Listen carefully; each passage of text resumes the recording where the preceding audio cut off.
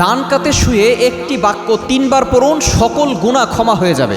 নবীজি সাল্লাল্লাহু আলাইহি ওয়াসাল্লাম জানিয়ে দিয়েছেন, যদি কোনো ব্যক্তি ডান কাত হয়ে ঘুমায়, অবশ্যই আমরা যখন ঘুমাবো অজু করে ঘুমানোর চেষ্টা করব।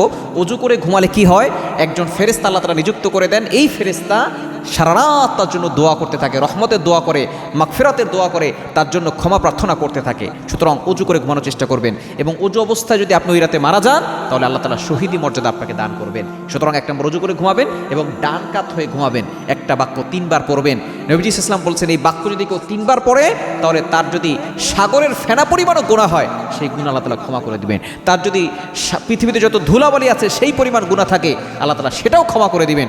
তার গুনাহ যতই হোক না কেন আল্লাহ পাক রব্বুল আলামিন তার সকল গুনাহগুলোর খাতাগুলো ক্ষমা করে দিবেন। গফিরা লাহু মা তাকদ্দামা মিন যামবি ওয়াল previous sins will be forgive. তার পিছনে সব গুনাহ আল্লাহ তাআলা ক্ষমা করে দিবেন।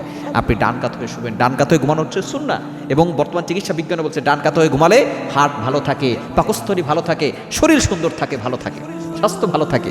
ডান কাত হয়ে শুয়ে একটা বাক্য পড়বেন, বাক্যটি হচ্ছে আস্তাগফিরুল্লাহ রব্বি মিন কুল্লি যামবি ওয়া আতুবু ইলাইহি লা হাওলা ওয়ালা কুওয়াতা ইল্লা বিল্লাহিল আলিয়্যিল আযীম। এটা হচ্ছে ইস্তিগফার। এটা যদি 3 বার পড়েন আল্লাহ পাক রব্বুল আলামিন আপনার সকল গুনাহ খাতাগুলো ক্ষমা করে দিবেন।